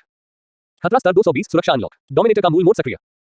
लक्ष्यों पर लगातार कई परीक्षण करने के बाद डोमिनेटर का संकेत बदल गया। बेमेक्स, लाल हेडबैंड वाले आदमी को स्कैन करो। रोजर, स्कैन शुरू हो गया है। स्कैन पूरा हो गया है। लक्ष्य के शरीर में एक माइक्रो बम छिपा हुआ है, जिसे उसकी बेल्ट में छिपे स्विच का उपयोग करके विस्फोटित किया जा सकता है। ऐसा लगता है कि लक्ष्य बम विस्फोट करने के लिए तैयार नहीं है। खतरे का स्तर 300 से अधिक नहीं हुआ है। टोनी ने डोमिनेटर के खतरे के स्तर के आकलन के पीछे के कारण का विश्लेषण किया और समझा। चूंकि यह मामला है, तो चलिए अगले चरण पर आगे बढ़ते हैं। ऐसा कहने के बाद टोनी ने डोमिनेटर की सहायता से निर्देशित होकर लाल हेडबैंड वाले व्यक्ति पर सीधे गोली चला दी। ज़ेड, डोमिनेटर के बैरल से नीली चमक निकलने के बाद दूरी पर लाल हेडबैंड वाला व्यक्ति बेहोश और गतिहीन होकर जमीन पर गिर पड़ा। बेमेक्स, उसे फिर से स्कैन करो और उसका भौतिक डेटा रिकॉर्ड करो। टोनी ने एक बार फिर व्हाइट को आदेश दिया। स्कैन शुरू हुआ। स्कैन पूरा हुआ। दो स्कैन के बीच तुलना के आधार पर लक्ष्य को कोई अपरिवर्तनीय क्षति नहीं हुई है और वर्तमान में वह बेहोशी की हल्की अवस्था में है। उनके लगभग 30 मिनट में अपने आप जाग जाने की उम्मीद है। परिणाम प्रभावशाली हैं। ऐसा लगता है कि मार्क ने गणना में कुछ मेहनत की है। पास में खड़े यिनसेन ने टोनी के डोमिनेटर को, जो कला के एक टुकड़े जैसा था, कट्टर निगाह से देखा और पूछा, क्या यह मार्क का नया आविष्कार है? एनेस्थीसिया का सिद्धांत क्या है? यह इतनी लंबी दूरी की सटीकता कैसे प्राप्त करता है? क्या इसे चिकित्सा के क्षेत्र में लागू किया जा सकता है? यिनसेन के तेज तर्रार सवालों को सुनने के बाद टोनी ने व्यंग्यात्मक ढंग से मुस्कुराते हुए अपना सिर हिलाया। आप इतने सारे सवाल पूछते हैं, मैं आपको क्या जवाब दूं? यह मार्क का नया आविष्कार है और यह उनका पहला हथियार भी है, डोमिनेटर। यह एक अंतर्निहित उच्च ऊर्जा माइक्रोवेव जनरेटर का उपयोग करके एक स्तब्ध प्रभाव उत्पन्न करता है। इसे चिकित्सा में लागू किया जा सकता है या नहीं, ये नैदानिक परीक्षणों और FDA अनुमोदन पर निर्भर करेगा। लेकिन अगर आप सोचते हैं कि यह सिर्फ एक एनेस्थेटिक बंदूक है, तो आप गलत हैं। यह अपने नाम डोमिनेटर के अनुरूप है। बोलते समय टोनी ने एक मशीन गन पकड़ी हुई थी, जो अब 10 रिंग्स संगठन के होश में आ चुके सदस्यों की ओर फेंकी, फिर चिल्लाया, इसे उठाओ, मुझे हराओ और तुम्हें यहाँ से भागने का मौका मिलेगा। टोनी, क्या तुम पागल हो? यिनसेन टोनी के असामान्य व्यवहार को समझ नहीं सका। यिनसेन, जब तुम इसे देखोगे तो समझ जाओगे। बाड़े के भीतर मौजूद आतंकवादी एक दूसरे को झिझकते हुए देख रहे थे। आखिरकार उनके सामने खड़े 3 लोगों का वीरतापूर्ण प्रदर्शन अभी भी उनके दिमाग में ताजा था, जिसे भूलना मुश्किल था। हालांकि उनमें से एक व्यक्ति ऐसा था जो जोखिम उठाने के लिए काफी बहादुर था। संघर्ष के बाद एक दाढ़ी वाला आदमी आगे बढ़ा और जमीन से मशीन गन उठा ली। उसने तय किया था कि अगर वह हिंसेन की ओर बढ़े, जो तीनों में सबसे कमजोर और दुबला लग रहा था, और उसे बंधक बना ले, तो उसके पास खुद को सुरक्षित रखने और भागने का अच्छा मौका होगा। उसे इस बात का जरा भी अंदाजा नहीं था कि जब वह इन भयावह विचारों को मन में रख रहा था, तो डोमिनेटर, जो पूरे समय उस पर निशाना साध रहा था, उसने पहले ही टोनी को उसके खतरे के स्तर के बारे में सूचित कर दिया था। लक्ष्य पर खतरे का स्तर 300 से अधिक हो गया है, सुरक्षा हटा दी गई है, दूसरा निष्पादन मोड सक्रिय हो गया है, लक्ष्य को समाप्त करने की अनुमति। संकेत पाकर टोनी ने बिना किसी हिचकिचाहट के डोमिनेटर का ट्रिगर खींच दिया। जी एयर बूम। दाढ़ी वाला व्यक्ति, जो गोलीबारी के बीच काफी समय तक जीवित रहा था, उसे कुछ आभास हो गया और वह सहज रूप से उसी समय दाईं ओर झपटा, जिससे उसके महत्वपूर्ण हिस्से पर गोली लगने से वह बाल-बाल बच गया। हालांकि इससे पहले कि वह समय पर बच निकलने का जश्न मना पाता, दर्द और घबराहट के कारण वह पूरी तरह से अपना संयम खो बैठा। वह आंखें फाड़े देखता रहा कि उसका बायां हाथ, जो डोमिनेटर के हमले से घायल हो गया था, एक फूले हुए गुब्बारे की तरह फूल गया और तेजी से फैलने लगा। उसके पूरे शरीर में फैलने के बाद एक धमाके के साथ दाढ़ी वाला आदमी लाल स्याही से भरे गुब्बारे की तरह फट गया। जमीन पर चमकीले लाल खून के अलावा एक चमकदार लाल मशीन गन और कुछ पहचान में न आने वाले शरीर के अंग पड़े थे। ऐसा कुछ भी नहीं बचा था जिससे उसकी पहचान हो सके। लक्ष्य समाप्त, सुरक्षा लॉक। डोमिनेटर से संकेत प्राप्त करने के बाद टोनी भी, जो मार्क से इसके प्रभावों के बारे में पहले ही जान चुका था, स्तब्ध रह गया और उसकी आंखें खुली की खुली रह गईं। जहां तक हिंसेन का सवाल है, जो उसके साथ था और बाड़े के अंदर मौजूद टेन रिंग्स संगठन के सदस्य, वे इस भयावह दृश्य को देखकर और भी अधिक स्तब्ध थे। किसी भी व्यक्ति के मुंह से डर के मारे चीख तक नहीं निकली। क्या यह मार्क का नया आविष्कार है? ये भयानक है। ये सिर्फ एक डोमिनेटर नहीं है, यह एक तानाशाह है। हिंसेन को आखिरकार होश आया और उसने अपना सिर घुमाया, धीरे से बड़बड़ाया, मानो टोनी के सवाल का जवाब दे रहा हो और अपना आश्चर्य व्यक्त कर रहा हो। अगले ही क्षण, जो आतंकवादी पहले टोनी और उसके साथियों की जबरदस्त ताकत के कारण हिलने से डर रहे थे, वे अचानक एक दूसरे से होड़ करते हुए जमीन पर पड़े खून के तालाब की ओर दौड़ पड़े। उनका लक्ष्य मशीन गन को हथियाना था, टोनी और उसके साथियों का विरोध करना या इस स्थान से भागना नहीं, बल्कि उस भयावह स्थिति से बचे रहकर मरने का एक आसान तरीका प्राप्त करना था, जिसे उन्होंने अभी देखा था। हाँ, वे आत्महत्या करने के अवसर की तलाश में थे, लेकिन टोनी ने उन्हें ऐसा कोई मौका नहीं दिया। मैं सर्वोच्च अधिकार के साथ तीसरे निष्पादन मोड को सक्रिय करने का आदेश देता हूं। उच्चतम प्राधिकारी सत्यापित, डोमिनेटर का तीसरा निष्पादन मोड सक्रिय, ऊर्जा चार्जिंग 3, 2, 1, आणविक अपघटन मोड आरंभ। टोनी ने टेन रिंग्स संगठन के आतंकवादियों को देखा, जो मशीन गन के चारों ओर इकट्ठे हो गए थे, और धीरे से ट्रिगर खींच दिया। सीध धप, हिंसेन एक तरफ खड़ा था, उसने केवल एक चमकदार नीली रोशनी को चमकते हुए देखा और सहज रूप से अपनी आंखें बंद कर ली। जब उसने उन्हें फिर से खोला, तो पूरे बाड़े में केवल 2 जीवित प्राणी बचे थे, वह और टोनी। अन्य बंदी, जिनमें लाल हेडबैंड वाला पहला व्यक्ति भी शामिल था, जिसे बेहोश कर दिया गया था, सभी बिना किसी निशान के गायब हो गए थे, यहां तक कि खून के धब्बे भी नहीं छोड़े थे। आणविक अपघटन बंदूक, मार्क, इस बार आपके आविष्कार ने मुझे सचमुच बहुत डरा दिया है। झनकार, मार्क ने एक हाथ में चीज़बर्गर और दूसरे हाथ में हैप्पी फैटी सोडा पकड़ा हुआ था और टोनी की ओर देख रहा था, जो सुरक्षित रूप से गैराज में उतरा था। तुम बहुत तेज हो। बेमैक्स के बारे में क्या? वह अभी भी वही है। मैंने उसे स्थानीय शरणार्थियों की देखभाल के लिए अस्थायी रूप से वहां छोड़ा था। मैं जल्दी स्टॉक चैरिटेबल फाउंडेशन के कर्मचारियों को उसके लिए काम पर रखने की व्यवस्था करूंगा और वह आज रात वापस आ सकता है। टोनी ने अपना मुखौटा उतार दिया, प्रवेश द्वार पर मार्क के हाथ से सोडा छीन लिया और उसे बड़े घूंटों में पी गया। आह, ताजगी। तुम इतने अस्त व्यस्त क्यों दिख रहे हो? बेमैक्स की मदद से टेन रिंग्स ऑर्गेनाइजेशन के रेक्टेग ग्रुप से निपटना इतना मुश्किल नहीं होना चाहिए। मार्क ने अपने पिता के कुछ हद तक सख्त चेहरे और मार्क 3 पर गहरे निशानों को देखकर भौहें सिकोड़ ली। कुछ नहीं हुआ, बस वापस आते समय 2 बड़े पक्षियों के साथ लुका छिपी का खेल खेला था। दुर्भाग्य से मैं भूत का खेल नहीं खेल रहा था। आपने मेरे लिए जो बर्गर बनाया था, वह कहां है? मैंने अपना बर्गर क्यों नहीं देखा? टोनी ने विस्तार से नहीं बताया और दोषी महसूस करते हुए विषय को टाल दिया। मार्क ने कंधे उचका दिए। कौन जानता था कि तुम इतनी जल्दी वापस आ जाओगी? मैंने सिर्फ अपना ऑर्डर दिया है, अभी भी आधा बचा हुआ है। क्या तुम्हें चाहिए? मार्क ने चीज़बर्गर को पकड़ा, जिसके कुछ टुकड़े उसने खाए थे, और उसे टोनी की ओर बढ़ाया। उसके चेहरे पर शरारत भरी मुस्कुराहट थी। अप्रत्याशित रूप से टोनी को कोई आपत्ति नहीं हुई और उसने बर्गर लेने के लिए हाथ बढ़ाया। ऐसा मत सोचो कि तुम मुझे इतनी आसानी से खारिज कर सकते हो। अगर मैं आधे घंटे के भीतर उस जगह से अपना पसंदीदा चीज़बर्गर नहीं खा सकता, तो मुझसे यह उम्मीद मत करो कि मैं तुम्हें अपने डोमिनेटर के लिए टेस्ट डेटा भेजूंगा। ये कहने के बाद टोनी ने बड़े-बड़े निवाले खाए और जल्दी से अपने हाथ में रखे बर्गर का ज्यादातर हिस्सा खत्म कर दिया। मार्क ने अपने मुंह के कोने को झुकाया, बेपरवाही से पेश आया। ठीक है, तुम्हें निराश होना ही है। मैंने बेमैक्स को पहले ही अपने निजी सर्वर पर वास्तविक समय परीक्षण डेटा अपलोड करने के लिए कहा है। मैं इसे अब कभी भी जांच सकता हूं। हाँ। टोनी ने गुस्से में सोडा का बचा हुआ आधा कप पी लिया। अब उसके पास मार्क को धमकाने का कोई जरिया नहीं था। वह इस बारे में कुछ नहीं कर सकता था और सिर्फ अपने आप पर गुस्सा कर सकता था। जाविस, मुझे हथियार हटाने में मदद करो। टोनी हथियार बदलने वाले प्लेटफॉर्म पर खड़ा हुआ और उसने जाविस को आदेश दिया। लेकिन कुछ ही पलों बाद टोनी का गुस्सा पूरी तरह गायब हो गया। गराज टोनी की चीखों, आह और आउच, और दूसरी तरफ से मार्क की जोरदार हंसी से भर गया।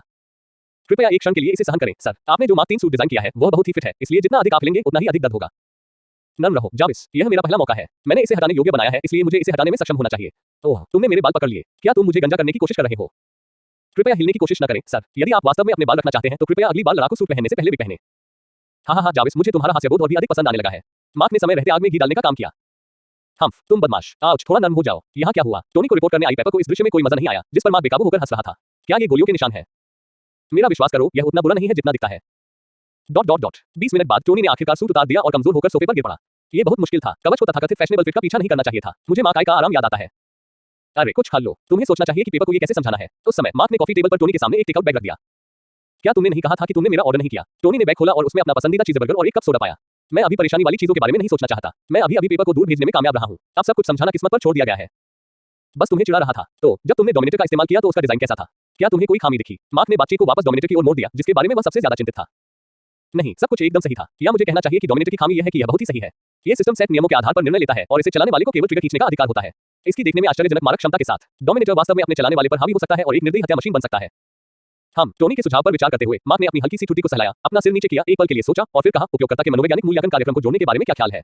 यदि उपयोगकर्ता मनोवैज्ञानिक उतार चढ़ाव दिखाना शुरू कर देता है, तो डोमिनेटर उनकी स्थिति को अनुपयुक्त मानते हुए दूसरे और तीसरे निष्पादन मोड तक उनकी पहुंच को अस्थायी रूप से निलंबित कर देगा। आप क्या सोचते हैं? बुरा नहीं है, लेकिन आपको व्यक्ति के लिए प्राधिकरण निर्धारित करने में सावधानी बरतनी चाहिए। आखिरकार डोमिनेटर की शक्ति मेरे जैसे हथियार विशेषज्ञ को भी अचंभित करने के लिए पर्याप्त है। टोनी ने सिर हिलाया और मार्क के विचार से सहमत हुआ। चिंता मत करो, इतने शानदार हथियार के साथ ये हमारे स्टॉक परिवार का एक विशेष हथियार बना रहना चाहिए। मैं किसी और को अधिकार देने की योजना नहीं बना रहा हूँ। स्मार्ट, मेरे मार्क सीरीज के कवच भी ऐसे ही हैं। वे मेरे खास कवच हैं और किसी और को उन्हें छूने की हिम्मत नहीं करनी चाहिए। टोनी ने गर्व से कहा। जब मेरे ट्रांसफॉर्मर विकसित हो जाएंगे तो किसी को भी आपके कवच में कोई दिलचस्पी नहीं होगी। मार्क ने पीछे हटने से इनकार करते हुए जवाब दिया। खैर, चीज़बर्गर के चेहरे को देखते हुए मैं अपने बेटे से बहस नहीं करूंगा। टोनी ने मार्क के उकसावे पर ध्यान नहीं दिया और टेबल से चीज़बर्गर उठाया और बड़े बड़े निवाले खाए। ये देखकर कि वो टोनी का गुस्सा नहीं भड़का सकता, मार्क ने कंधे उचका दिए और नवीनतम समाचार जानने के लिए टीवी चालू कर दिया। आज सुबह वायुसेना का एक F-22 रैप्टर लड़ाकू विमान गुलमीरा में उड़ान अभ्यास के दौरान दुर्घटनाग्रस्त हो गया। सौभाग्य से पायलट को कोई नुकसान नहीं हुआ। जहां तक गुलमीरा कस्बे में हुई अप्रत्याशित घटनाओं का सवाल है, हमें अभी भी यह स्पष्ट नहीं है कि किसने या किस चीज ने हस्तक्षेप किया, लेकिन मैं शपथ ले सकता हूं कि हमारे देश की सरकार का इससे कोई लेना देना नहीं है।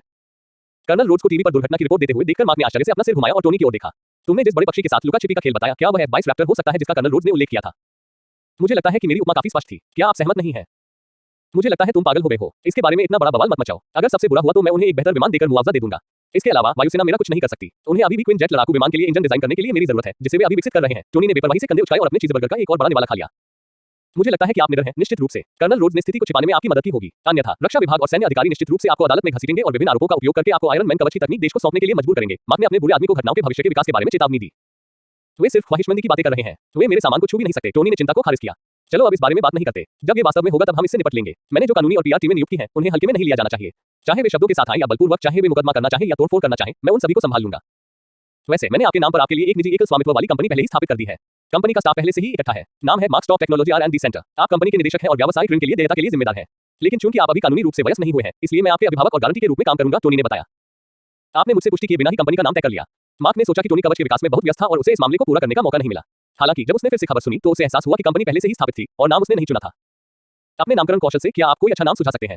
टोनी ने जवाब दिया। मार्क के शब्दों ने उसे कड़ी चोट पहुंचाई, उसकी कमजोरी को निशाना बनाया। टोनी के जवाबी सवाल का सामना करते हुए मार्क चुप रहा। उसने अपनी सारी बातें अपने तक ही रखी। हालांकि इसे स्वीकार करने में वह अनिच्छुक थे, लेकिन पिछले दशक में अनेक आघात सहने के बाद मार्क ने स्वीकार कर लिया था कि चीजों का नामकरण करने में उनका भाग्य अच्छा नहीं था। देखिए, आप तो इसका जवाब भी नहीं दे पा रहे हैं। तो चूंकि मैं इसे वैसे भी बदल दूंगा, तो क्या मेरे लिए सीधे निर्णय लेना अधिक कुशल नहीं होगा? इसके अलावा पेपर ने नाम तय करने में मदद की है, इसलिए अगर आपको कोई आपत्ति है तो आप उससे बात कर सकते हैं, टोनी ने कहा। तो फिर मुझे कोई आपत्ति नहीं है, मार्क ने कुछ उदास भाव से कहा। अच्छा, अब मैं पेपर को मार्क 3 की स्थिति समझाऊंगा और कुछ तालमेल बिठाऊंगा। वैसे मैं आपको आपकी नई कंपनी के कार्यालय का स्थान भी दिखाऊंगा। क्या तुम्हें मेरे लिए एक समर्पित प्रयोगशाला आरक्षित करने की याद है? मार्क ने टोनी की ओर दिलचस्पी से देखा और पूछा। चिंता मत करो, सब कुछ मेरे मानकों के अनुसार व्यवस्थित है। और आपकी प्रयोगशाला आर्क रिएक्टर की नई ऊर्जा के लिए एक पायलट परियोजना है। आपकी प्रयोगशाला के सभी उपकरण भूमिगत आर्क रिएक्टर द्वारा संचालित होंगे, जिससे 200 से अधिक वर्षों तक निर्बाध बिजली मिलने की उम्मीद है, टोनी ने उसे आश्वासन दिया। हाँ, मार्क टोनी द्वारा अपनी नई प्रयोगशाला के बारे में बताए जाने पर खुशी से उछल पड़ा।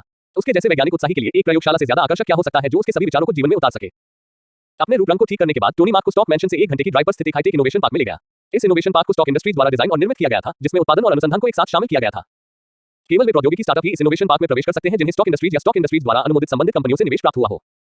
पार्क प्रत्येक वर्ष निवासी कंपनियों से एक छोटा प्रबंधन शुल्क और बाजार मूल्य से काफी कम किराया लेता था, लेकिन इसका मतलब यह नहीं था कि वे बिना किसी चिंता के इन लाभों का आनंद ले सकते थे। यदि उनके वार्षिक शोध परिणाम स्टॉक इंडस्ट्रीज के मूल्यांकन विभाग की स्वीकृति को पूरा नहीं करते हैं, तो उन्हें पार्क से निष्कासित किया जा सकता है। स्टॉक इंडस्ट्रीज कंपनी में निवेश करना बंद कर सकती है और अपने शेयर बेच सकती है।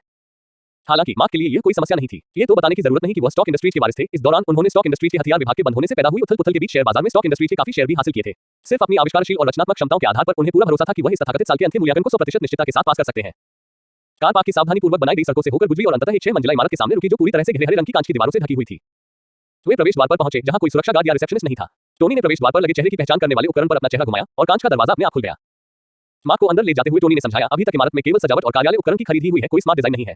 मुझे पता है कि आप निश्चित रूप से इस हिस्से को दूसरों को नहीं सौंप पाएंगे, इसलिए मैं इसे आपके लिए खेलने के लिए छोड़ देता हूं। पहली मंजिल स्वागत क्षेत्र और भोजन क्षेत्र है, दूसरी और तीसरी मंजिल सामुदायिक कार्यालय क्षेत्र है, और चौथी और पांचवी मंजिल कार्यकारी कार्यालय है। और सबसे ऊपर वाली मंजिल यानी छठी मंजिल आपकी निजी प्रयोगशाला है, जो सबसे उन्नत सुरक्षात्मक हार्डवेयर से सुसज्जित है। जहां तक सिस्टम और बुद्धिमान सहायक की बात है, तो आपको अपनी इच्छानुसार काम करने की स्वतंत्रता है। कैसा है? बुरा तो नहीं है ना? वे छठी मंजिल पर स्थित प्रयोगशाला में पहुंचे। टोनी प्रसन्न था क्योंकि उसने मार्क के चेहरे पर विभिन्न एकीकृत उपकरणों की जांच करते समय उत्साह दिखा था।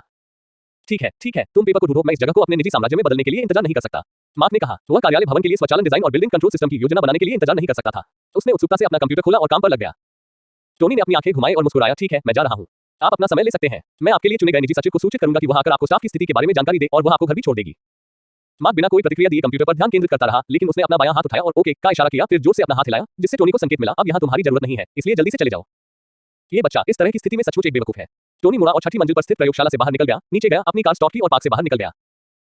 बाद में पेपर को समझाने के बारे में सोचने से ही मुझे सिरदर्द हो रहा है। अचानक टोनी ने अफसोस के साथ स्टीयरिंग व्हील पर थपकी दी।